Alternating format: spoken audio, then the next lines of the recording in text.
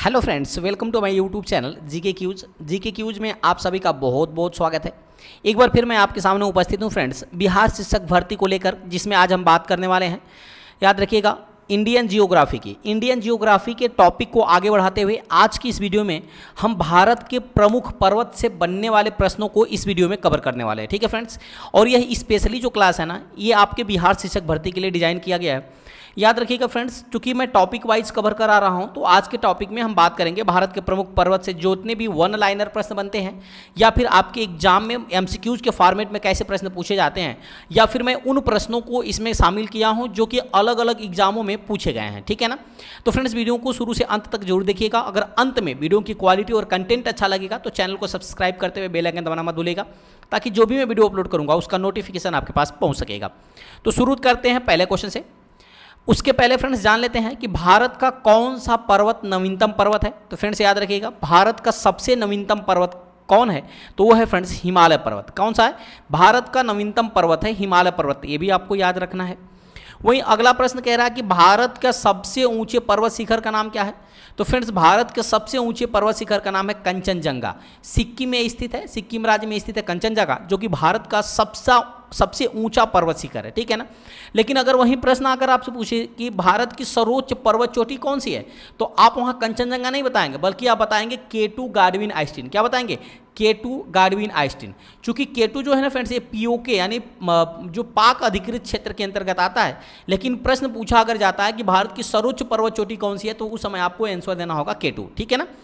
अगर ऑप्शन में K2 नहीं है, तब आप दे सकते हैं कंचनजंगा। यानी जो कंचनजंगा है ना, ये पूर्ण रूप से भारत के अधिकार क्षेत्र में आती है।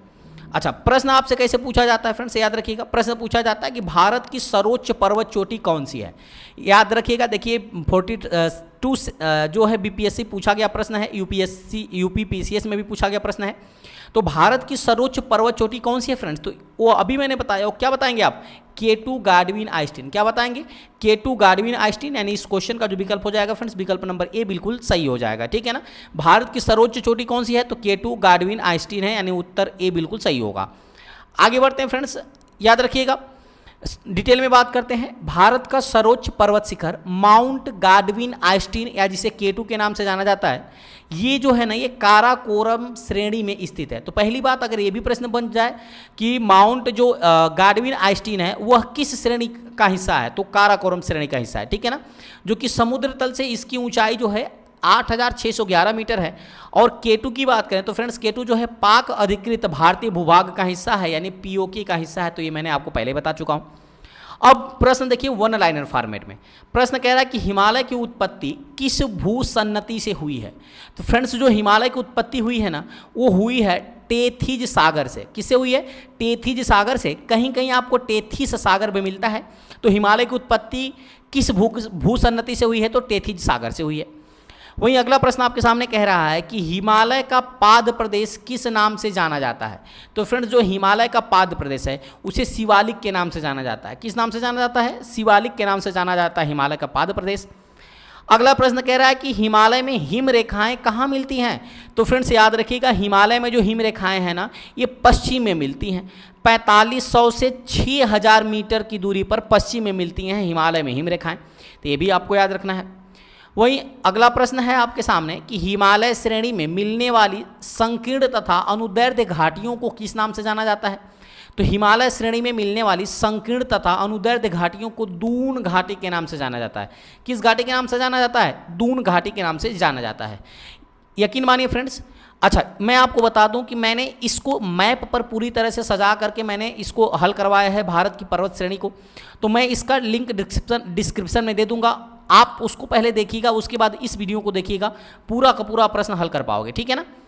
अगला प्रश्न आपके सामने कह रहा है कि अंडमान निकोबार द्वीप में जो गद्दीदार चोटी है, या कह सकते हैं जो सैंडल पीक चोटी है, ये कहाँ स्थित है। तो फ्रेंड्स, अंडमान निकोबार द्वीप में जो उत्तरी अंडमान है ना, यहीं पर स्थित है सैंडल पीक, या इसी को गद्दीदार चोटी के नाम से भी जाना जाता है। तो ये भी आपको याद रखना। हो सकता है आपके एग्जाम में गद्दीदार चोटी के नाम से प्रश्न पूछ ले। अगला प्रश्न है कि नीलगिरी पर्वतमाला किस राज्य में स्थित है। तो जो नीलगिरी पर्वतमाला है ना फ्रेंड्स, ये स्थित है तमिलनाडु में। कहाँ स्थित है? तमिलनाडु में स्थित है नीलगिरी पर्वतमाला। अगला प्रश्न कह रहा है कि दक्षिणी भारत का दूसरा सर्वोच्च शिखर कौन सा है। तो पहली बात को आपको पता होना चाहिए कि दक्षिणी भारत का दूसरा सर्वोच्च शिखर जो है वो है दोद्दा बेटा। कौन है? दोद्दा बेटा जो है फ्रेंड्स, ये दक्षिणी भारत का दूसरा सर्वोच्च शिखर है, जो कि जिसकी ऊंचाई होती है 2637 मीटर, और यह नीलगिरी का सर्वोच्च शिखर है। ये भी आपको याद रखना है। अगर प्रश्न पूछ लेगा कि नीलगिरी का सर्वोच्च शिखर कौन सा है, तो तब भी आप दोद्दा बेटा बताएंगे, और दक्षिणी भारत का दूसरा सर्वोच्च शिखर पूछेगा तब भी आप दोद्दा बेटा बताएंगे। जिसकी ऊंचाई कितनी होने वाली है, तो 2637 मीटर होगी। वहीं दक्षिण भारत का पहला सर्वोच्च शिखर अगर आपसे पूछ ले तो वो है फ्रेंड्स अनाईमुडी। कौन सी है? अनाईमुडी, जो कि अन्नामलाई पहाड़ियों की श्रेणी में स्थित है। अनाईमुडी जो कि दक्षिण भारत का प्रथम सर्वोच्च शिखर है, यानी सबसे ऊंची सर्वोच्च शिखर है अनाईमुडी, ठीक है ना, जिसकी ऊंचाई कितनी है? 2695 मीटर इसकी ऊंचाई है। तो ये भी आपको याद रखना पड़ेगा। आगे बढ़ते हैं फ्रेंड्स। प्रश्न आपके एग्जाम में कैसे पूछता है? प्रश्न पूछता है कि दक्षिण भारत की सबसे ऊंची चोटी है। तो फ्रेंड्स दक्षिण भारत की सबसे ऊंची चोटी की मैं बात करूं तो वो है फ्रेंड्स अनाईमुडी। अभी मैंने आपसे बताया कि अनाईमुडी जो है ना, ये दक्षिण भारत की सबसे ऊंची चोटी है, इसको भी आपको याद रखना पड़ेगा। अच्छा, वहीं दक्षिण भारत की दूसरी सबसे ऊंची चोटी पूछ लेगा तो क्या बताएंगे? दोद्दा बेटा बताएंगे। ये भी आपको याद रखना है। यानी इस क्वेश्चन के ऑप्शन की बात करें फ्रेंड्स, तो ऑप्शन जो हो जाएगा ये बिल्कुल सही हो जाएगा। आगे बढ़ते हैं फ्रेंड्स। अगला क्वेश्चन कह रहा है कि धूपगढ़ चोटी स्थित है। तो फ्रेंड्स याद रखिएगा, जो धूपगढ़ चोटी है ना, ये सतपुड़ा रेंज में स्थित है। कहाँ स्थित है? सतपुड़ा रेंज में स्थित है धूपगढ़ की चोटी, ये भी आपको याद रखना है। वहीं अगर प्रश्न पूछे कि महादेव पहाड़ियाँ किस पर्वत श्रेणी का भाग हैं, तो फ्रेंड्स जो महादेव की पहाड़ियाँ हैं ना, ये सतपुड़ा का, याद रखिएगा, सतपुड़ा श्रेणी का भाग है महादेव की पहाड़ियाँ, ये भी आपको याद रखना है। वही प्रश्न कह रहा है कि माउंट एवरेस्ट शिखर पर चढ़ने वाली पहली महिला थी। माउंट एवरेस्ट शिखर पर चढ़ने वाली पहली महिला कौन थी फ्रेंड्स? तो वो थी जंको तेबेई। कौन थी? जंको तेबेई, जो कि जापान की रहने वाली थी। ये भी आपको याद रखना कि माउंट एवरेस्ट शिखर पर चढ़ने वाली पहली महिला थी जंको तेबेई। अगला प्रश्न कह रहा है कि कुल्लू घाटी किस पर्वत श्रेणी के बीच अवस्थित है। तो फ्रेंड्स जो कुल्लू घाटी है ना, यह धौलाधार और पीर पंजाल में स्थित है। कौन सी घाटी फ्रेंड्स? कुल्लू घाटी। तो ये भी आपको याद रखना है। अगला प्रश्न कह रहा है कि हिमालय की सबसे पूर्वी चोटी कौन सी है। तो हिमालय की जो पर्वत सबसे पूर्वी चोटी है फ्रेंड्स, वो है नामचा बरवा। कौन है? नामचा बरवा जो है फ्रेंड्स, वो हिमालय की सबसे पूर्वी चोटी है। लेकिन अगर प्रश्न आपसे पूछे कि अरुणाचल या तिब्बत की सीमा पर स्थित कौन सी चोटी है, तो वो है फ्रेंड्स नामचा बरवा। कौन सी है? नामचा बरवा जो है ना, यही अरुणाचल प्रदेश और तिब्बत की सीमा पर स्थित चोटी है, जो कि हिमालय की सबसे पूर्वी चोटी है। ये भी आपको याद रखना है। अगला प्रश्न कह रहा है कि नागा, खासी और गारो पहाड़ियाँ कहाँ स्थित हैं। नागा, खासी और जो गारो पहाड़ियाँ ना फ्रेंड्स, ये पूर्वांचल पर्वतमाला में स्थित हैं। नागा, खासी और गारो पहाड़ियाँ, ये भी आपको याद रखना है। अगला प्रश्न कि कौन सा पठार अरावली तथा विंध्य पर्वत श्रेणी के बीच स्थित है। तो जो है फ्रेंड्स मालवा का पठार। याद रखिएगा, जो मालवा का पठार है ना, ये पठार फ्रेंड्स अरावली और विंध्य पर्वत श्रेणी के बीच में स्थित है। तो ये भी आपको याद रखना पड़ेगा, सीधा सीधा आपके एग्जाम में प्रश्न पूछा जाता है। अगला प्रश्न है कि नंदा देवी चोटी हिमालय के किस भाग में स्थित है। तो जो नंदा देवी चोटी है फ्रेंड्स, ये कुमायूं हिमालय का हिस्सा है। किस हिमालय का हिस्सा है? तो कुमायूं हिमालय का हिस्सा है नंदा देवी चोटी, ये भी आपको याद रखना है। अच्छा फ्रेंड्स, मैं एक बार फिर आपको बता दूं कि मैं पूरे मैप पे सजा करके इसको हल किया हूं, बताया हूं, आपको समझाया हूं अच्छी तरह से। अगर उसको आप नहीं देखे होंगे फ्रेंड्स, तो मैं डिस्क्रिप्शन में लिंक दे दूंगा, उसको आप देख लीजिएगा। उसके बाद आप इसको हल करिएगा, एक भी प्रश्न आप छोड़ नहीं पाएंगे। अगला प्रश्न है कि हिमालय का पर्यायवाची है। तो फ्रेंड्स हिमालय की पर्यायवाची की बात करें तो वो है मध्य हिमालय। याद रखिएगा, हिमालय की पर्यायवाची कौन सी है? तो मध्य हिमालय हिमालय की पर्यायवाची है। अगला प्रश्न है कि अरावली श्रेणियाँ किस राज्य में स्थित हैं। तो फ्रेंड्स याद रखिएगा, जो अरावली श्रेणी है ना, ये राजस्थान राज्य में स्थित है। तो ये भी आपको याद रखना है कि अरावली श्रेणियाँ कहाँ स्थित हैं, तो राजस्थान राज्य में स्थित हैं। अगला प्रश्न कह रहा है कि नर्मदा एवं ताप्ती नदियों के मध्य स्थित है। तो नर्मदा और ताप्ती नदियों के मध्य स्थित है सतपुड़ा श्रेणी। कौन सी श्रेणी? तो नर्मदा एवं ताप्ती नदियों के मध्य में स्थित है सतपुड़ा श्रेणी, ये भी आपको याद रखना है। वहीं अगले प्रश्न की बात करें तो अगला प्रश्न कर रहा है कि कर्नाटक, केरल एवं तमिलनाडु राज्यों के मिलन स्थल पर स्थित है।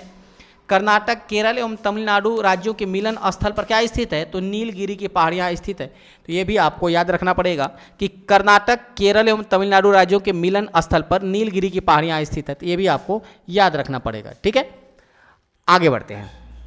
अगला प्रश्न आपके सामने कि उत्तराखंड के सबसे ऊंचे पर्वत शिखर का नाम क्या है। उत्तराखंड के सबसे ऊंचे पर्वत शिखर के नाम की बात करें तो उसका नाम है नंदा देवी, ये भी आपको याद रखना है। वहीं अगला प्रश्न पूछ रहा है कि शिवालिक श्रेणी का निर्माण कब हुआ है। तो जो शिवालिक श्रेणी का निर्माण हुआ है फ्रेंड्स, वो हुआ है मध्य मायोसीन से निम्न प्लिस्टोसीन काल के बीच में शिवालिक श्रेणी का जो निर्माण हुआ है। तो ये भी आपको याद रखना पड़ेगा, ठीक है ना। शिवालिक श्रेणी को आप अच्छी तरह समझ सकते हैं फ्रेंड। जो शिवालिक श्रेणी है ना, ये कहाँ स्थित है? इसको आपको कमेंट में बताना है कि शिवालिक श्रेणी कहाँ स्थित है। ठीक है, अगला प्रश्न है कि अरावली पर्वत के सर्वोच्च शिखर का नाम क्या है। तो जो अरावली पर्वत है ना, इसके सर्वोच्च शिखर का नाम है गुरु शिखर। देखिए सीधा सीधा आपके एग्जाम में पूछा जाता है कि अरावली पर्वत के सर्वोच्च शिखर का नाम कौन सा है, तो बताएंगे गुरु शिखर है।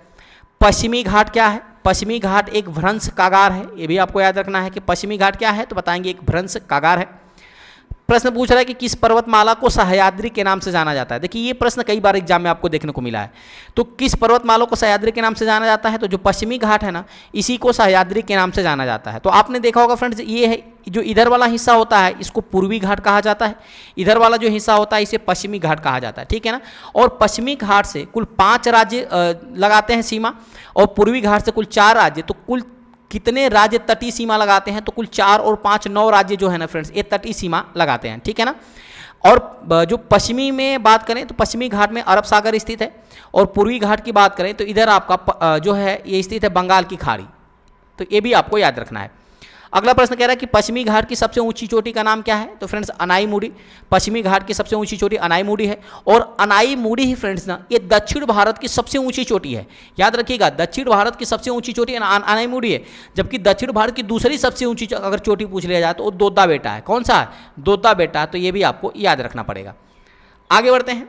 अब प्रश्न आपके एग्जाम में कैसे पूछा जाता है, लेकिन उसके पहले एक वन लाइनर का क्वेश्चन है। कह रहा है कि सबसे प्राचीनतम पर्वत श्रेणी कौन सी है, तो ये अरावली पर्वत जो है ना फ्रेंड्स, ये सबसे प्राचीनतम श्रेणी है। आपके एग्जाम में कैसे प्रश्न बना है, देख लीजिए। प्रश्न बना है कि भारत की प्राचीनतम पर्वत श्रेणी कौन सी है। तो अभी मैंने बताया कि भारत की सबसे प्राचीनतम पर्वत श्रेणी है अरावली पर्वत श्रेणी।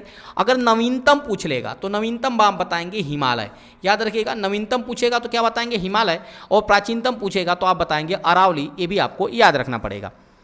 आगे बढ़ते हैं फ्रेंड्स। अगला क्वेश्चन कह रहा है निम्नलिखित में से कौन सा सबसे प्राचीन पर्वत है। तो फ्रेंड्स जो अरावली श्रेणी है ना, यही सबसे प्राचीन पर्वत है। देखिए कई बार आपके एग्जामों में अलग अलग डिफरेंट टाइप के एग्जामों में पूछा गया प्रश्न है, तो आपके एग्जाम के लिए यानी बीपीएससी टीआरई एग्जाम के लिए भी काफ़ी अति महत्वपूर्ण है। तो ये भी आपको याद रखना है। अगला वन लाइनर फॉर्मेट में क्वेश्चन है कि पूर्वी घाट के सर्वोच्च शिखर का नाम क्या है। तो फ्रेंड्स महेंद्रगिरी। याद रखिएगा, पूर्वी घाट के सर्वोच्च शिखर का नाम महेंद्रगिरी है। अगला प्रश्न कह रहा है कि पूर्वी घाट एवं पश्चिमी घाट पर्वत श्रेणियों के सम्मिलित स्थल को कौन सी पहाड़ी स्थित है, यानी पूर्वी घाट और पश्चिमी घाट जहां मिलती हैं वहां कौन सी पहाड़ी स्थित है, तो वहां नीलगिरी की पहाड़ी। याद रखिएगा, जहां पूर्वी घाट और पश्चिमी घाट मिलते हैं यहीं पर स्थित है नीलगिरी की पहाड़ियां। अगला प्रश्न कह रहा है कि भारत के सबसे दक्षिणी भाग में कौन सी पहाड़ी स्थित है, तो है फ्रेंड्स कार्डमम। क्या है, इलायची की पहाड़ी जिसे कहा जाता है, यानी कार्डमम हिल है, जो कि भारत की सबसे दक्षिणी भाग में स्थित पहाड़ी है। तो ये भी आपको याद रखना है। वहीं प्रश्न पूछ रहा है कि कार्डमम पहाड़ी किस राज्य की सीमाओं में स्थित है, तो केरल और तमिलनाडु। केरल और तमिलनाडु की सीमाओं में स्थित है कार्डमम की पहाड़ी। तो ये भी आपको याद रखना पड़ेगा। अगला प्रश्न कह रहा है कि कार्डमम पहाड़ियां जिन राज्यों की सीमाओं पर स्थित है उसे क्या कहते हैं। कार्डमम की जो पहाड़ियां हैं फ्रेंड्स, वो किन किन राज्यों की सीमाओं पर स्थित है, अभी मैंने आपको बताया हूं। याद रखिएगा, जो तमिलनाडु और केरल, यानी इस क्वेश्चन का जो विकल्प हो जाएगा फ्रेंड्स, विकल्प नंबर सी बिल्कुल सही हो जाएगा। तमिलनाडु यानी केरल और तमिलनाडु की सीमाओं पर स्थित है कार्डमम की पहाड़ियां। अगला प्रश्न आपके सामने है, उसके पहले डिटेल देख लेते हैं। कार्डमम पहाड़ियां दक्षिण भारत के दक्षिणी पश्चिमी घाट के केरल के दक्षिण पूर्वी हिस्से में तथा तमिलनाडु के दक्षिण पश्चिम हिस्से में अवस्थित है। इन पहाड़ियों पर इलायची यानी कार्डमम की खेती व्यापक पैमाने पर की जाती है, और इसी कारण इसे अभिहित किया जाता है, यानी कि इसे इलायची की पहाड़ी या कार्डमम पहाड़ी के नाम से इसे अभिहित किया जाता है। यह उत्तर पश्चिम में अन्नामलाई पहाड़ियों से उत्तर पूर्व में पलनी पहाड़ियों तक विस्तृत है। ठीक है ना, जबकि दक्षिण में अगस्त्यमलाई की पहाड़ियों से जुड़ी हुई है। तो ये भी आपको याद रखना है। वहीं अगला प्रश्न की बात करें फ्रेंड्स, तो अगला प्रश्न कह रहा है कि छोटा नागपुर का पठार की सबसे ऊंची पर्वत चोटी का नाम क्या है।